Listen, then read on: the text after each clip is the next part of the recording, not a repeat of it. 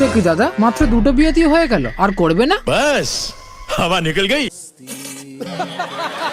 এই দাদার ভিডিওতে একজন কমেন্ট করেছে, ছি ছি এদের দেখলেই দিনটা খারাপ যায়, কেউ সাইড দাও, চলে যাই তাড়াতাড়ি, গন্ধ বের হচ্ছে, সব সেকেন্ড হ্যান্ড মাল, বমি হচ্ছে।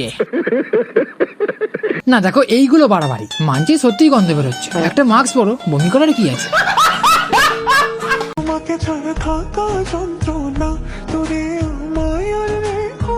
হ্যাঁ জানি তো, তাই তো সেটাকে সরিয়ে এটাকে নিয়ে এসেছিস।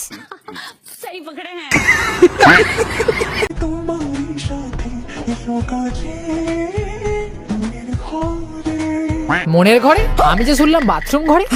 রাত্রি 1টা-1:30টার সময় বাথরুমে গিয়ে ভিডিও কলে অন্য মেয়ের সাথে কথা বলে। कितने तेजस्वी लोग हैं हमारे पास, कितने शानदार विचार रखते हैं जी। বাথরুম থেকে আসার পরে দেখি সে একটা ছেলের সাথে চ্যাটিং করছে। এ বলে কি, দেখি এবার ওদিক দিয়ে ঘুরে আসি। আলাদা কম্বল নিয়ে শুতো, আমি আলাদা কম্বল নিয়ে শুতাম, কম্বলের ভেতরে ঢুকে এইসব মানুষ মানে অন্যান্য মেয়েদের চ্যাট করতো।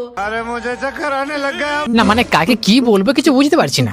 লজ্জা লাগা দরকার। না এখানে এটা তো ক্লিয়ার, এটা ফেসবুক নাকি আদালত, কেউ ধরতেই পারবে না।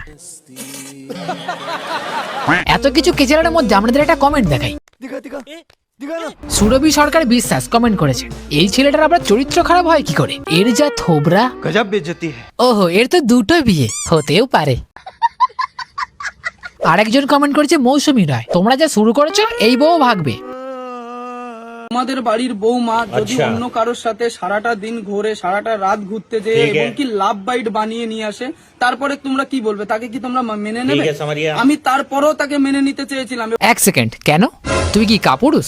নিজের বউ অন্য কারোর সঙ্গে সারা রাত ঘুরে গোটা গায়ে লাভ বাইট করে আনবি, সেটাকে আবার তুই মেনেও নিবি? আমি তারপরও তাকে মেনে নিতে চেয়েছিলাম। তার মানে এটাই বোঝায় আমি যদি রাজলীলা করতে পারি আমার বউ কেন পারবে না?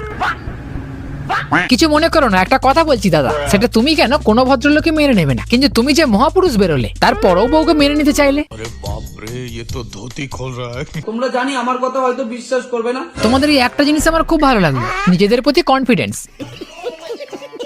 এতদিন চুপ করেছিলাম তার পিছনে এটাই কারণ যে আমি চাইনি এতদিন যে আমি একটা মেয়ে মানুষকে সোশ্যাল মিডিয়ায় খারাপ করি। বলেন কি? কারণ কি আমার বাড়িতে বোন আছে, তার জন্য আমি তাকে খারাপ করতে চাইনি। কেন করতে চাইনি? যে একদিন হলেও আমি তাকে ভালোবেসেছিলাম, তার জন্যই আমি তাকে কোনোদিন সোশ্যাল মিডিয়ায় খারাপ করতে চাই। এবার এই দাদা কত ভালো, তার একটা কল রেকর্ডিং তোমাদের শোনাই। আমি দিচ্ছি কিছু স্ক্রিনশট, তোমরা এগুলো দেখো, তারপর আমি ভয়েস রেকর্ড দিচ্ছি, সেটা শোনো। একের পর এক রমণীর হাত ধরে ভালোই স্টোরি লাগিয়েছেন বাবু, নিজেরাই দেখো প্রত্যেকটা মেয়ে আলাদা। আর এই যে তার মার এত বড় মুখের কথা যে আমি দেখে শুনে ছেলের বিয়ে দিয়েছি, তোমার ছেলে প্রেম করেই বিয়ে করেছে, এই তার প্রমাণ দিয়ে দিলাম, দেখে নাও। আমার ভুল হচ্ছে, ক্ষমা করে দেন।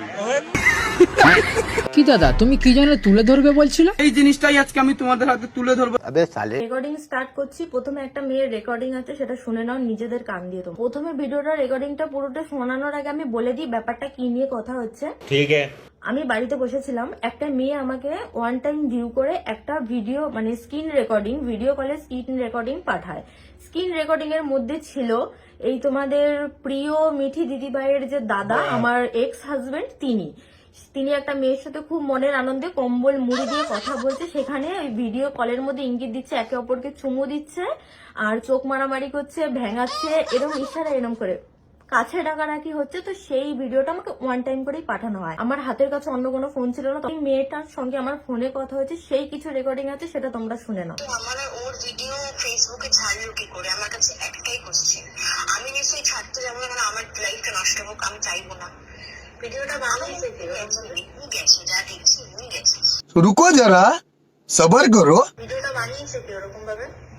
সেটাই তো কথা, আমি তো জানি না। আমি নিশ্চয়ই চাইবো না যে আমার সম্মানটা নষ্ট হোক। আর এটা স্ক্রিন রেকর্ডিং করা, এটা ভিডিওটা বানানো, এটা স্ক্রিন রেকর্ডিং করা, আমি ড্যাম শিওর। আচ্ছা কখন কখন কথা হতো তোমার সাথে ওই ভিডিও বলে? ভিডিওর কখন কথা হতো? দাঁড়াও, যখন হয়তো তুমি একবার আমার সাথে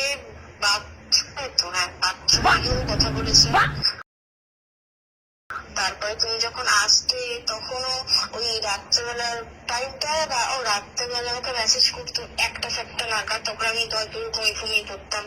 সকালবেলা হলেও আমাকে SMS করতো, ভিডিও কলে কথা বলতো আমার সাথে। এত প্রমাণ জানলে মনে হয় দাদা খেলতে নামতো না। এবারে তুমি কি তুলে ধরবে দাদা? এই জিনিসটাই আজকে আমি তোমাদের হাতে তুলে ধরবো। এ তো এত প্রমাণ নিয়ে তোমাকেই তুলে ফেলে দিল। এই জিনিসটাই আজকে আমি তোমাদের হাতে তুলে ধরবো। দেখো আবার কি না কি তুলতে গিয়ে হেগে ফেলো না জানো।